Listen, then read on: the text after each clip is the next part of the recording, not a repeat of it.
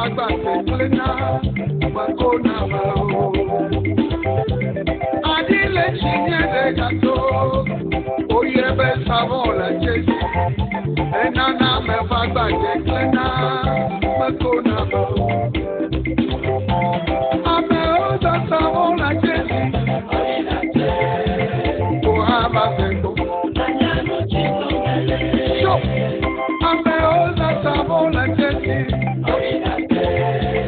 ohaba seko ame oda savola jesi ohaba seko allo no biloto do besi yo dankorobe moreji international gade adile chiye yane to siona be la chesi savola jesi vera mega me amateli o egba ma bevo enana me bagba je klena kontola no e savola jesi savola jesi savola jesi savola jesi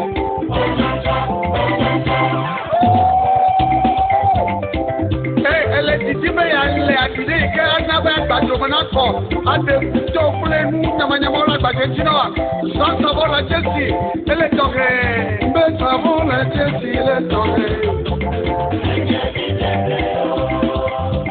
savola jesi ele toke be savola jesi ele toke anagba jebe la klena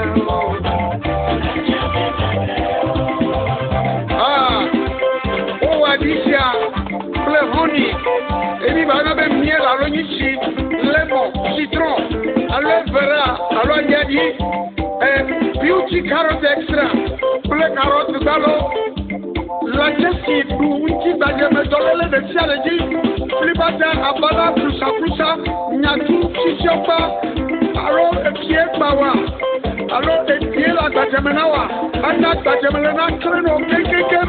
Makunambo, ana gajwana to damlom, basala jesi, enanya nusi blomelenawa.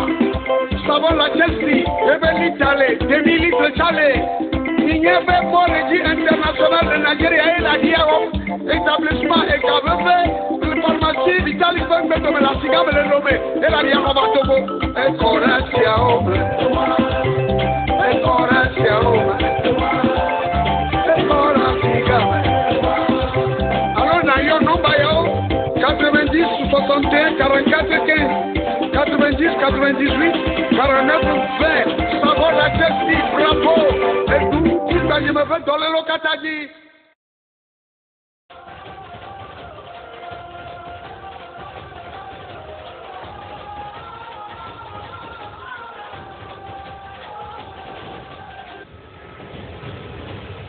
Zimamele ni c'est un bon auteur. Nyora. Dire Maga tukara kpakplemo nyemodo yi ya no jiro kpakpleo boda owo mo le hodo govo de si le nu nyema Sandra Katagbo ele be ma de fagbe aso ale be yade amasi no ti la wa fagbe ngo vi nyemonye Sandra Katagbo futo abawo no me le papaji nyema ko nye sejiso ele be na hoji nyese amasi no na mbara o ma tin pere America nu Choko mende aruda mfifi lai. Kwesi le kola sinya cheruda. Nyema choko wasiana o.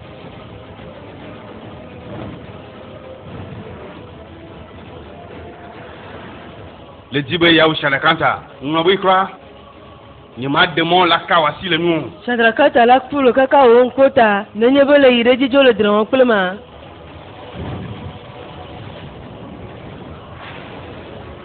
Mebena une note. Mia pere mo la kota nam si jin lele ple mia fo pere ma la tra don kum so lo ngro be ji kankan ayo ha la pere mia ho mia fo fetwa alo mo la be mia ho na de pere m si mi ono ata fetu ga ka sia sie na nye nka mate so no aba fetu ne nu si onya la ko la si jin lele don go na be nu si anu si nu la ba kero la ti ma la tue na mbogwere mo dongwe nao banu senu ma polo famia ma tue nao eje fan bena masanya simagbu agomonyiro adele simagbule ne a dije ganyisia eye vupo musate ni ona la fisia eye nenyi ba me de va dareja ihana tune vovire nene poto hea yenya magbule si la we anovo de ku we la donreji irawati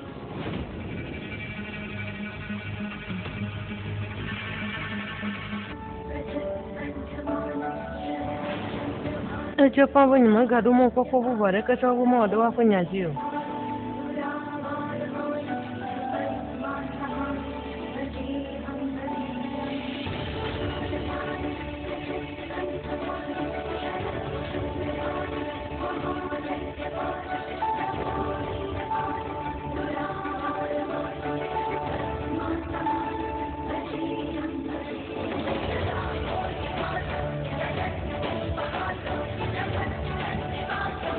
nyama desile nu laba yin nenye bana nyama ho gomende ala si o azon cho gomende na nyo wa nyama desile nu la ti agbo wo nu le jere sinedro wa ga kenye ma cho ko sia na o anyo ekema ku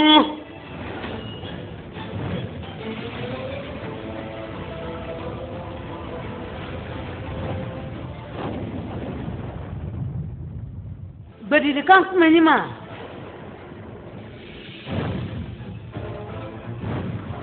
nuka onyele ti la tisia Sheda kanta nonye Shanda kanta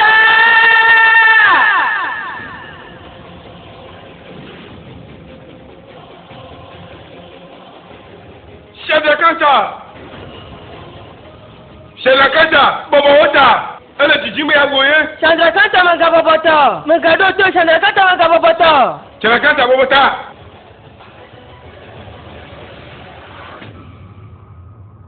Sheda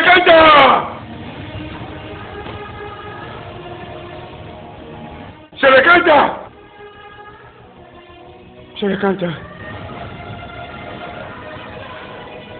Bon komako gome dia po Shanda kanta fon gonvo do ma hela to don kunu sianu nuka onyele ti nusa kan kuma onyele don la tisia eye nyama tele jesi dumu saka onya nusa kan kuma onya po Shanda kata fo anya le a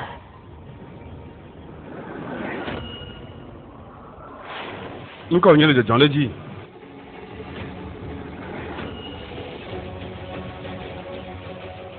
nka onyele jojoro Shanda kanta jabu moto ira majike ponse si o dana Shanda kanta manyam se gbalu ye onyo esese alegbegbe on to pele si o le fufu la igbara ele sese ne hafi mi va fitia ga kan ke va jore jabu moto nka situ wole bo mo hafi wa haya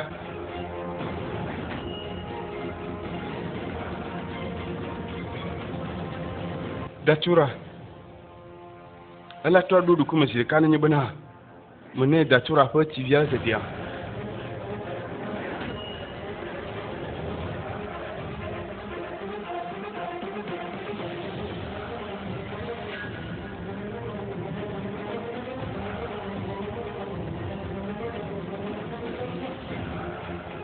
ha datura nyeme poison fo gbese wanda wonya lenyi ba modua okuna zirika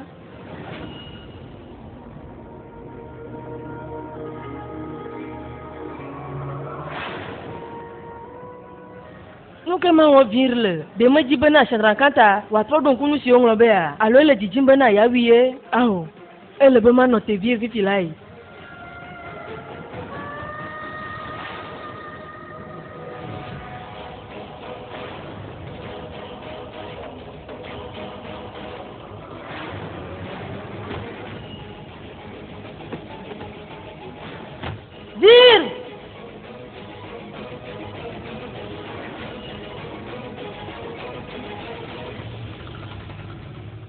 Yeni nyaga de dima si kula Chandra kata baba sia samia.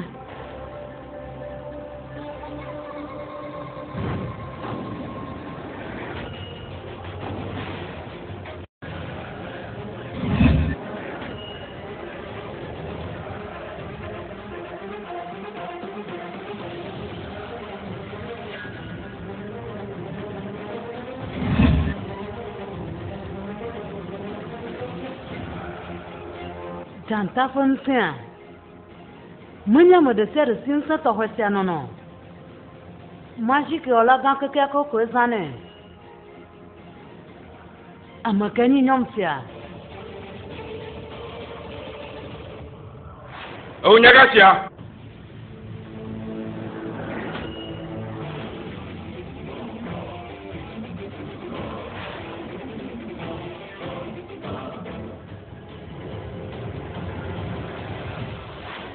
Bulanenya makalenya. Amagbalare ke matin dum sama tabu. Bevito ya kada dia bawe ne matin dum sama. Ya ta fum masa. Bulama sinton kuma lenyana. Nuka elo ne Chandra kata. Nonyo, eno jijimba na yawu Chandra kanta. E chonu khando Chandra kanta wo yide dime. Blena, nuka unyelo ne. Fulele kadete kele mi paklo Chandra kata duma. Amakalenya. Mo kwa mamnenyi semalona. Mo ba makalenya.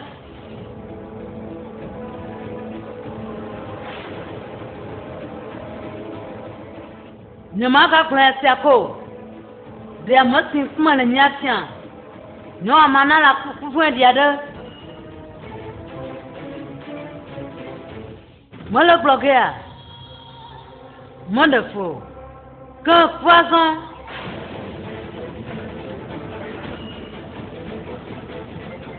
Woman kwa mamneni sia. Dia mati kuma na nyatya. Awo nyamaglo. Magbe. Akama, la fou.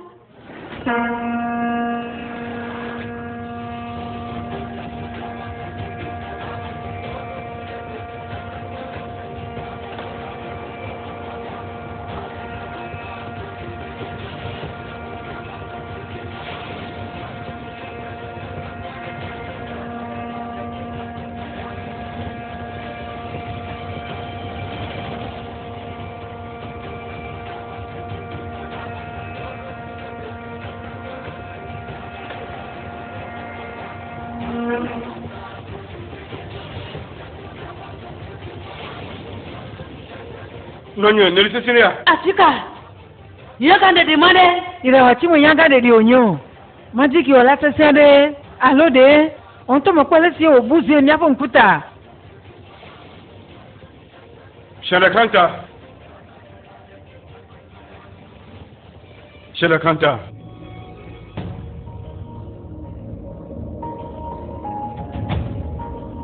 Nonyo ipo jia kwa tola pupun. Makwa chwele fya sama.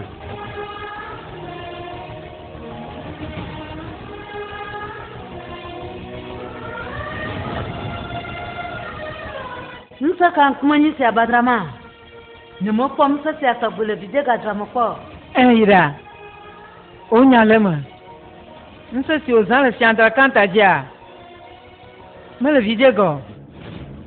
Majiki ola se son de kakodona msesia. Amesi oji. Bakule majiki msa. Eye gachowa. Amerika mando majiki msa wo le vidego. Le putane majiki ola de sia de la fisia. Amakenyi nyon ma. Magique ola kan kaka tio le bidega hati me ba, ple me besi me ba. Mo wakata, mo ratina pa branto ha. Eye me besi opa. De wa ni be fa ngole gbon le tadi le bidega. Alo de magique nse le bidega fa ya o mo ya. Nu se fo komene badrama. Au. Martin vamo ira. Namani na nama ware. Aloko ojo hati msasi chuchu ratina. Zana trokbova. Nse kuple ratina plabe. Aloko ojo hati o trokbova. Badrama dunya mna aloko ojo.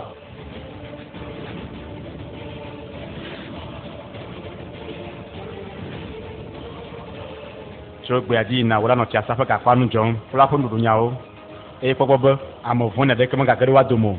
Anyo o we ngamo. nene mo melia mo ba mo beto ya ka vinto ha matin gane mo into ha onto le nyeba bana magic yola manya teji le nyanu siya enyi into bana le chodo da siya na dara ke ma wala fisia na bana afia sa mo chi kona aza onto akpale tie ma o dori la kwe lezi enyo vir no ke o shanda kata ve cho fla fo chi kwa kle bon ti sile nyo me ba ne cho enyo shanda kanta wonko trogbo ba ru kuyo me shanda kanta wonko glonyare na doli de tanifa biyo chu gbanye bana ma dogo la fisia glona be ma desile ni yavo bu vitu nyi bana glonyare glonyare siare ga ka wonko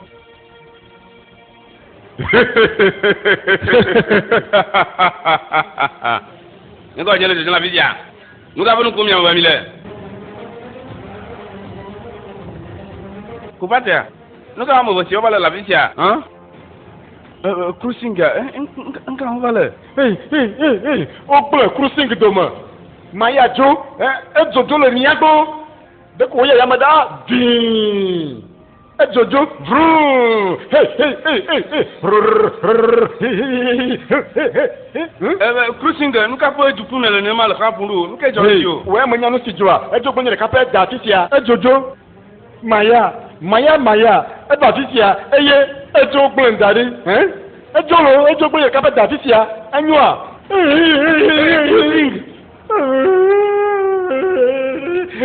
apela mo ku plani no ala na mo chama jara bakaka nga nya ku mi o be mi no mi joyi mi abe o mi apote la sia mi joyi la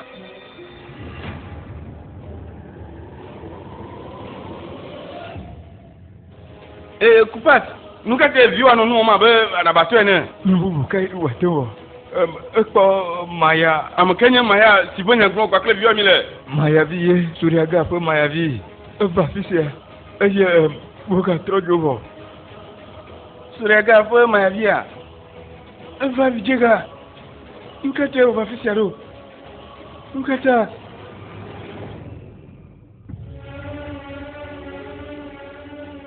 aleke wonu sa joro jabo moto ali avir alo no we awo manye de malinya chonde nu de ko mo de kunye bia nu kata e ya meka wonu ti akuli manye no nyi wonu sio eva fisia tara ma sine kro shana kanta gboba e ga va fisia ke eno jila u shana kanta la ka nyen kuta ga ka nyi munyam sitayo teji mo kpoko fasiare gena fo ko wole ga ka ejojina shana kanta sogon mo kpoko fasima o gan la fo ma fiare aye tara no jila kwera la sinye sento de nu siata jila on bo kloni ha elno ka ko kwera la sinye aye o chokraro tana shana kanta choka ima shana kanta di mo ko le mo le gba je sogon bo ma na bo wa trogbo ba du kwime e mo tin wa ba kle tara do ji e mayo e la bo mo no jila de shana kanta fa gbe e mo gbe mo jibona ma cho da tura fo tine alebo wa tin fon nuka datura fotia mwenye mama late kuto nenye benu datura fotia nenye bena unu la gon so me ted nenye be menu so gbon wa susu la to do no nyire ena na mo si o idi me o fona ga ke sele kanta mo tin fon imenya mu sitayo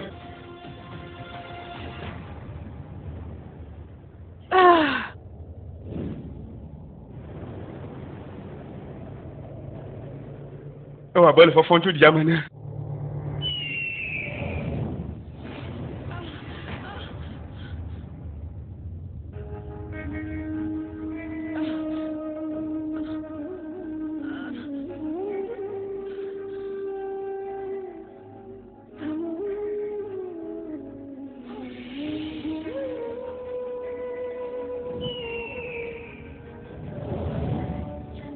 le de nya gbela fokuma akpe ma nya gblo gade na o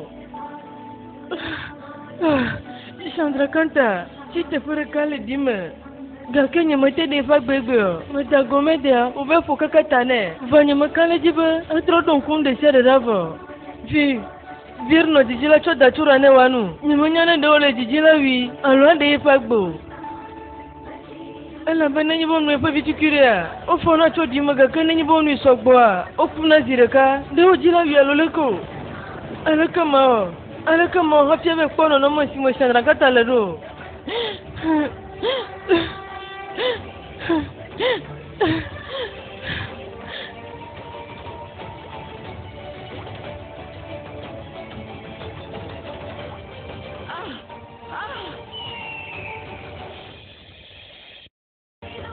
Babi se nano fanadachi. Daka weya wadachi o de babi se ojo. Manglombe. Bena Vishnu fanana to here nenye. Abakono fada chodidi na babi se jipoto. Apena on se to Vishnu. Apena o. Kafukafu jena o.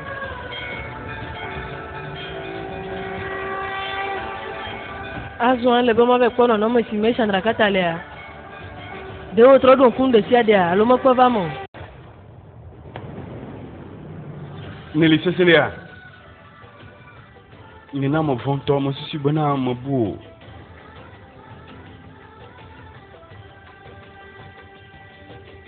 Egbe ezire kake a le gana bo mo tiagbe. Le duji jonanto. Le nation de kanta na tok bana.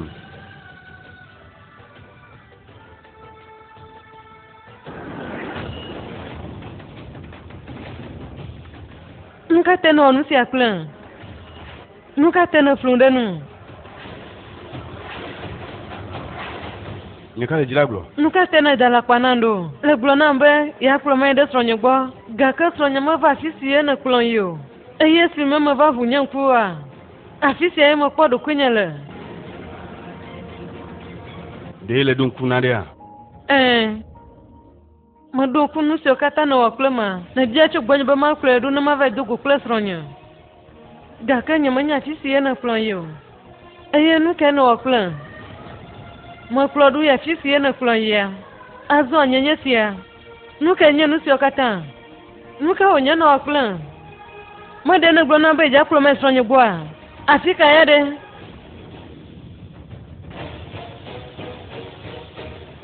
Le nyate po me son amu vito gande o nya. Yebo se ku apo vomele o. Munya si o hosine la si o. Mo no la lam la fima jijide. Ga ke egbe mo vo. Avu mo toa. Ike mo toru de aye de no mo gala fima. Wo mo ti anu chi kono sogbon aye ne dono de nchi kona meta. E ta mo ko cho ba fisia. Le no la mo zande ya kule fon ya. Ga ke mo ga buta mo so won kure nu. O ya gbode mo. Ma be ji son aye ma kule cho ba na. Dire.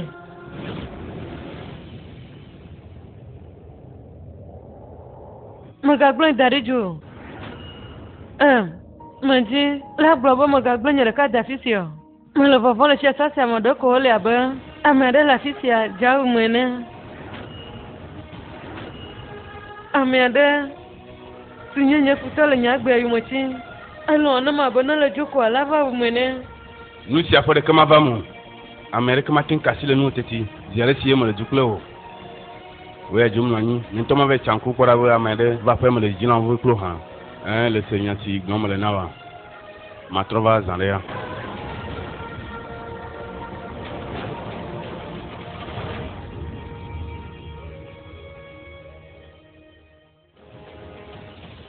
Chandra kanta esiai nyonu si amele jijira da sile nyelo tom namo nyama maji ki nso si onto na lesi o ne be ma da sile nyama no agbo aye ntola ku ana li do yin se ya bada bato ene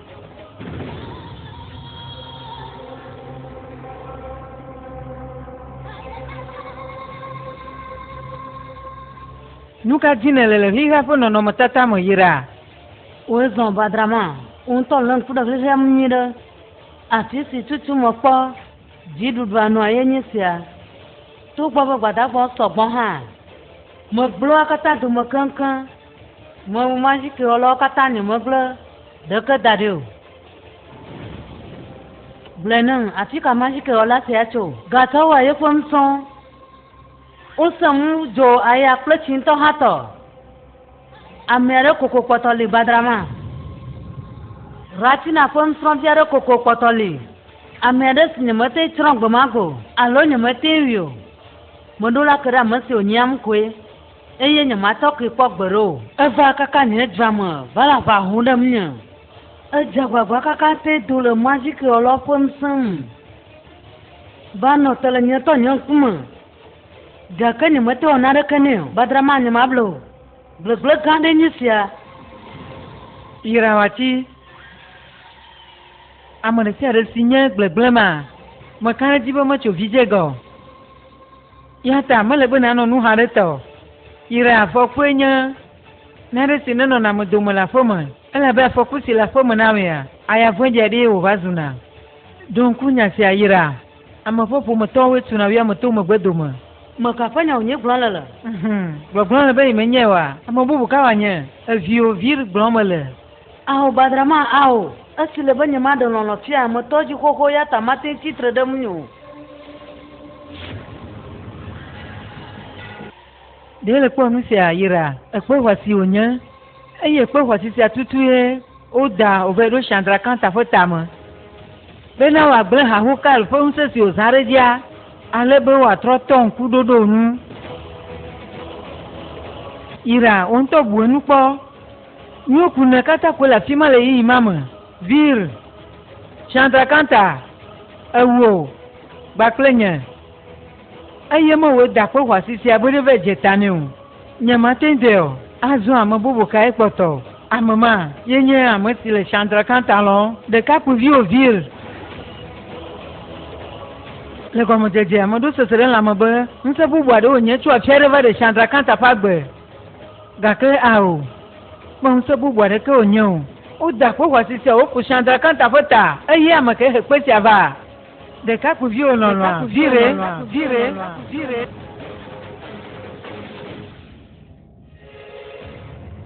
Ni manyane ugome datil na Chandra Kanta trodon kunu si anu. Madola gere fiasa si amama kanu si lajo. Le nyanu si ya fiasia globana majiki ola de si yo manyawa ebe ba do bijega eye fiasia la wu mi na nyibe na mi mo ode igbe jasio jowa minu la kede majiki ola manu akple abana fiasia Badagbo le fiasa pasi fiafi. Azon le ke mo hafia gere me. Ah, de kapu vio lolo le dadare dio. Isa ya blona be le mgbono no gake. Ala pe. Menya te pe yo. Ipe lolo to aye wo le mgbena. Lolo si odona Chandra Kanta na bo la dabajen. Ala pa ko dan o le no bena. Imelo Chandra Kanta. Gake nya te pe nyebe enwe le gbegbe. Gake makare nu de kareji. Yenye be view ada batoma. Matele nu blegere mi apo doanu. Ala be mi ofu fonu tata kple Chandra Kanta. Eye nenyi be dare mi aja. Miawi abeto hene nu si o wene. Jidudu le gore siare mena we ayira. Gake Gakenka. Badrama. gake mele nu bukpo be demi gare de dokpo bubu one vio vire va de me ble nu si o mile do mere. Ao badrama. Mudu motora kamatin vamu. Nyama da mo avamu. Yema nyama da mo gbere vire la ni mo gamna. Majiki yi ma fo hohonomu. Ma vamu. Kanta.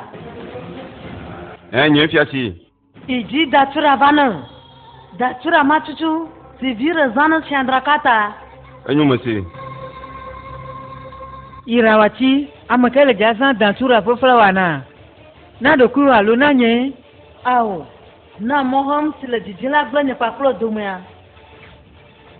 Badrama datura ni flawade. Si nenyi bele zaife diarea. Owo na nkum. Gakene menyo le zela boso somea. Ela glo agbeduma. Owu nto habana fu. Flawa se jire zana Chandra Kanta le bedu kwama. Denonota. Yata agbenye hama zena me de denonota. Le si anono si moduna majiki be imata. teji melebe nyagare di ma waga troba fiasa siamu de le to dun sen jolo po do nyu dia de le jagba ma jolo de fiasa fa fia Vir. azon mi jagba aji jola ma ko akwaro ha alebe de no watene de nyen asie mele jina glo kama jaro dare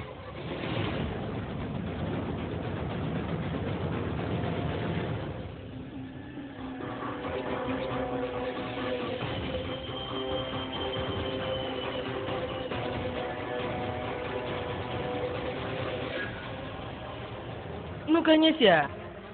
nane la fisia si nye mete le kpɔkpɔ mo enua wla ɖo eye mena bena mete le zɔ ɖe mo.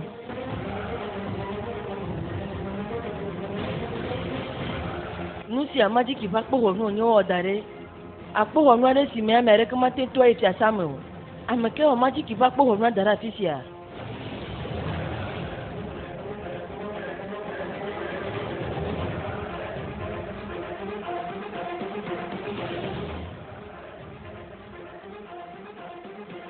ame tableƒe ƒe ŋusẽ aɖe tsɔ afi sia dzi vɔ ame aɖeke magate ŋu va o Magic la ɖo ŋusẽ keke ŋutɔ hã mate ŋu ge ɖe fiasa sia me elabe fiasa sia ƒe glikpɔwo katã ŋusẽ le woame vɔ ke dzodzo ŋutɔ hã mate ŋu va fiasa me o.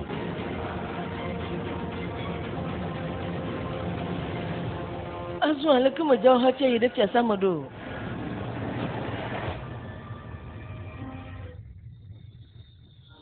Tia Vivile gblɔ bena míatsɔ atikutsetse siawo va nɔna ɖu. Ne le gbe be ye maɖui oa, Tia Vivile la hẽ to na mí. Ŋutsɔe da ɖe miadzo yi maɖu vi aɖe.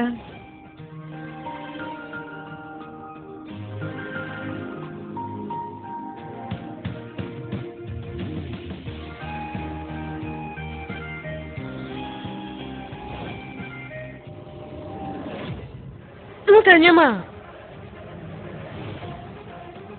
Aleke agbatɔ la nɔ zɔzɔm le ɖokui si. Nu ke nye sia.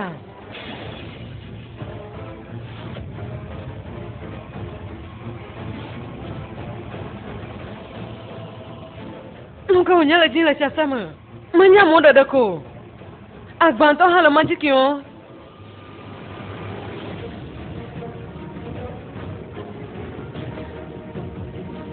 Vir!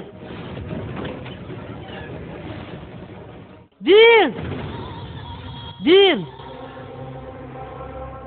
Mala fisia. Enyo me ɖe fo. Gblɔe na. Aleke le li ɖo? Nya ke wole be magblɔ nɔ. Nye hã nye menyɔ. Mese egɔme. Menye be le gbɔdzɔ sɔgbɔ. Gake ne le gbe be maɖu mo aɖe. Aleke la wɔ atrɔ ɖo ɖokuiwo me alo aɖo ŋkumo dzi?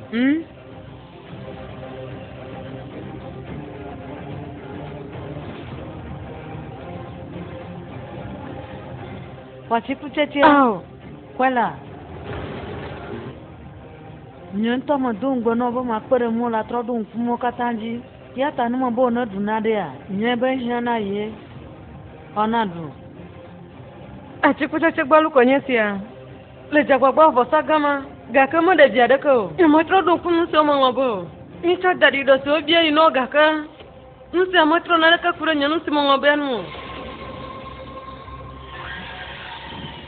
Ame ke kpena ɖe amegbetɔ me mawɔa, ya ta míawo hã mi le agbagba dzem be wòakpe ɖe mía do le nɔnɔme sia me.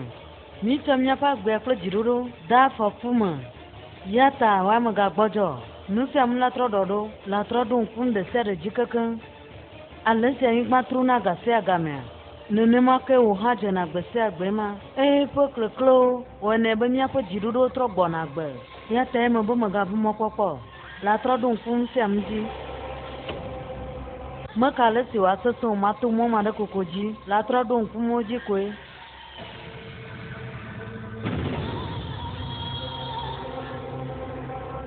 Eye ɖe le ɖo ŋku ya si megblɔ na tso vi ɖe ma. Me be wòmegba kana ɖe dzi o. Meɖo ŋkui. Nu sia te nye megblɔ daɖiɖɔ ƒe nya ɖeke nɛ be elana matrɔ ɖo ŋku nu nenye bena mítsɔ ɖiɖɔ yi na shisha nago. Togbɔ be mewɔ nu sia hã, nye metrɔ ɖo ŋku nu o. La trɔ ɖo ŋku. Ɖae na vir.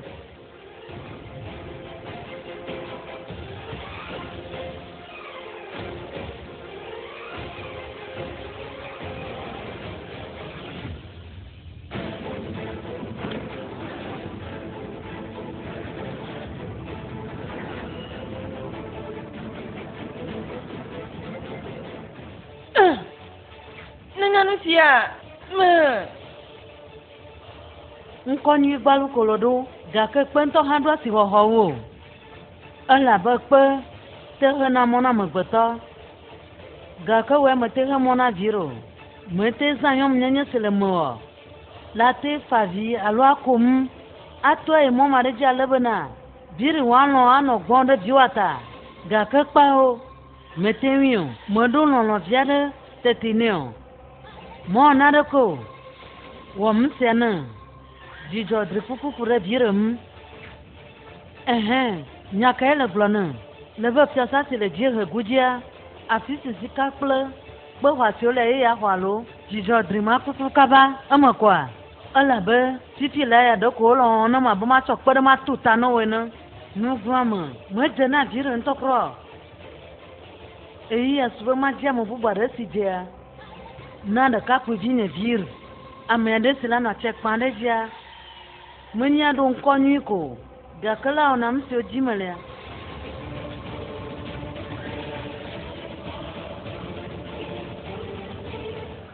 ese yo grona bo adu da tamanama yenye se mo pli mo ho Geneva azo ma kwa lesi wale jwana jijotunda alaka mo hafia gare mado alako na hafia na fiasa me yoga dona godo makale jibu ado e monwade sila to na maji kipakpo ho nusi ama ele be manya nusi onya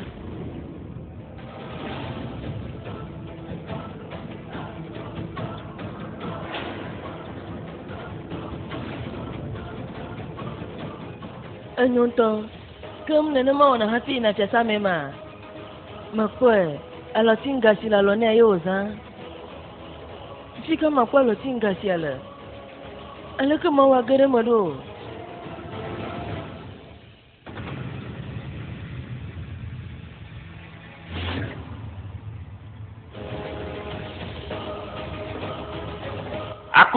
akum evado enya mesila kperem nyama gare chesame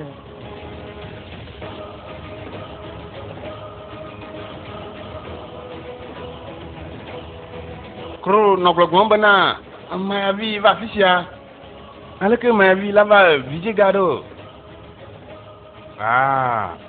anyebe kru dala kpana ye ma vi chona mulaka sure ganto ha nya du to alaka pon kumene ko basana vi fia amerika mo jesi amasin kumo tucho unyo alaka ma vi ma lava vijiga fisero ma ala kwa dan wano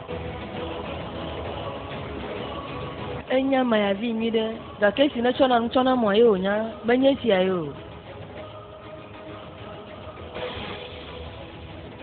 parfum tabado mi va le parfum dodio kaka du taimo chong le parfum dodio si ova ye po bo le kwa ba jipo lon kule jojomo nuwe ne le de asa kenyi si ga chuka du tava fisha la no bo bom ni de eye jije la gande mo nya nyama tina parfum joi nenyi bele zan parfum si one nenya magic papa jan to na bo lili aba flower we ne le zana nu ho hware a etro na yeye zireka nuka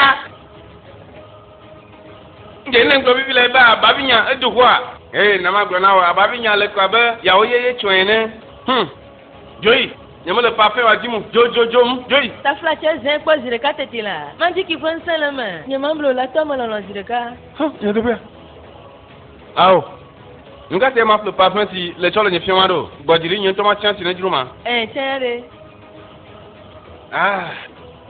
si aleke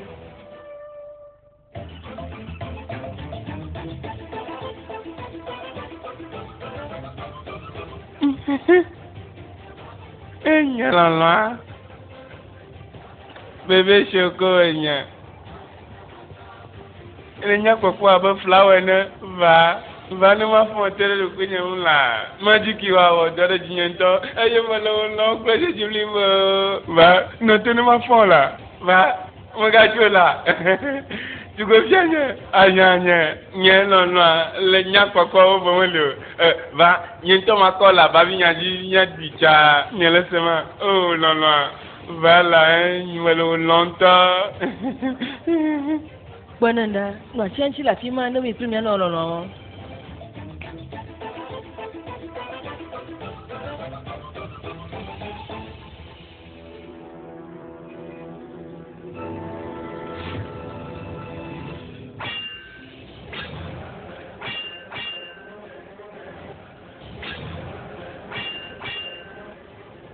Vie, magatin la fa wi wa san nuit do.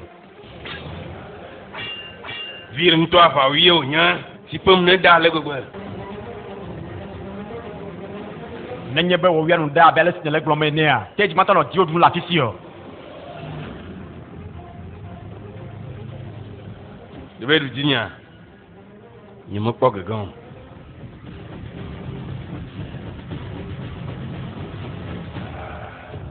Gake nye dzi akpɔ gegan. Ni mate no shala kanta pon wana fukpɔ ma le. Me kana de dzinye ho chan o. Azon siye me galan kudu na de ko ha. Me potol ka kam de dzinyo. Aleke ma wa glene do. Aleke mana wa hodinya sebana mon no isogondo. Men le nya te pema. Ndodo adeli. Nenye be metra walo lele azere kake. Ne le do ko mo nyuda. Vir. Mon de kasi le konyetia. Yenye be na ka de franque. Dole kuma ka de sonke a. Ni mo nyole ga glene ma fila ya. Nye ma choke o. Nyasi majila gule yenye be na de. E o kwesha na kata nyaka de nyina ne oke. On tole nyebe. From de na lolova yake ga wune. E hia bo atrova fam abeng beto son ye ne. E do la trova tia sam. Do ma hia twesi adia ela ji olonlon. Me ka be don kuno dia lo me don kuno dio. De ko la ye dia na gbe kule nti papa me. Mema no kanu bu na le ko. Sisni le bona bana. Ele number ma chonu gba tanao. Nuka ta ma yide dio. Nye fiasi da tura pa ma sisi le bioma ye nyisia kpora nya lo fu mo troko kan esi me ye me lo ma le gbe won to pera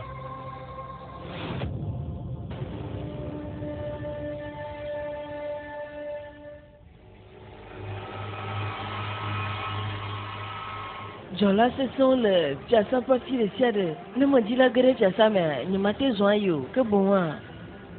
Elle peut ma jouer. Nye fiavi. Esia ya.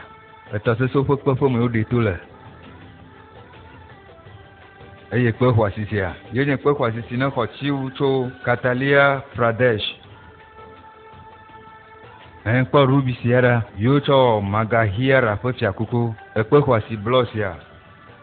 Kabul ye ocho. Lihe pe hwa si o katenye si ale wongo. Blena. E ka flegenele. Chama glona ba. Aba kwedo tachis wovo.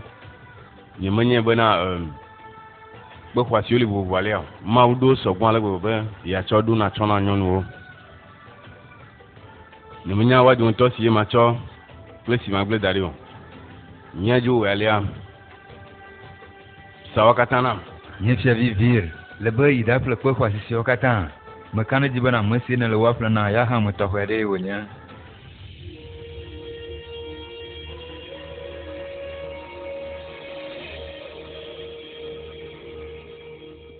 Amereli si lede nye jinu ala gbegbe ame si ye me lɔn sɔgbɔn.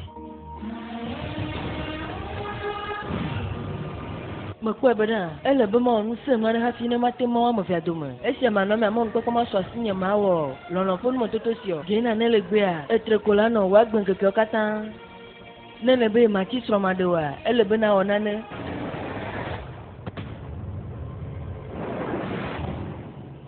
Nuka ta ŋutsu agboloto si atsia nu.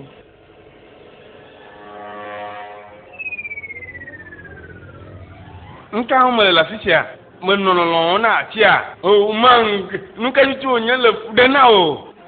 Le nyateƒe mea enlolo ale gbegbe eye wodzo atu gake nya mea ɖe si ƒe dzi ne fa tu nye me hiã ƒu blibo hafi anyrɔe ɖe mo aɖatsi kui ɖeka tu nɛ xoxo.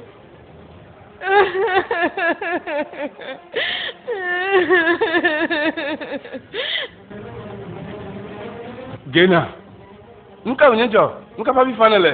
Nane ko. Dafla tem ga fabi glonu si ne jɔ na. Nye ka ma gblɔ na wo ma ne nye ma blo wa nye me nya nya sie ma gblɔ na wo. Gena gblɔ nya ɖe sia ɖe na nu sia nu si le nya enyo.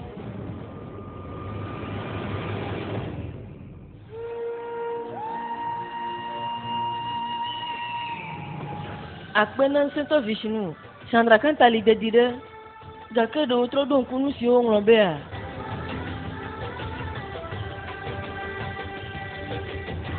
Kaf na fiavi sont là. Avec le fondo. O ha blena.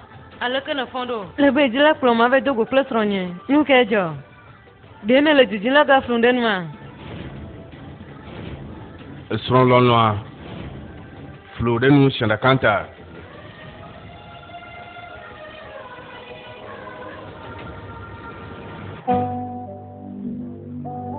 Promotion.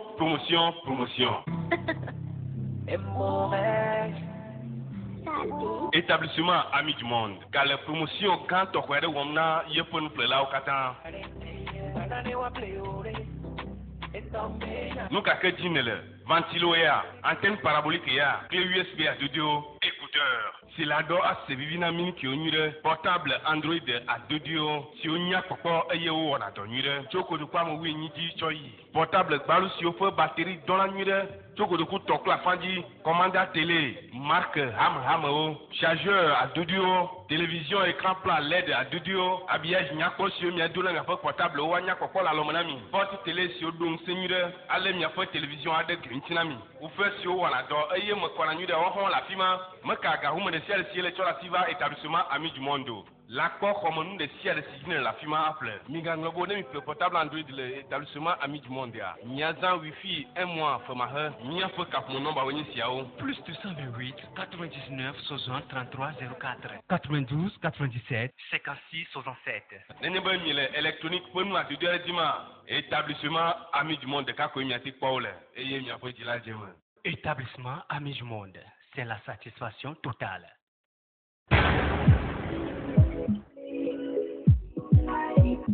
Thank you.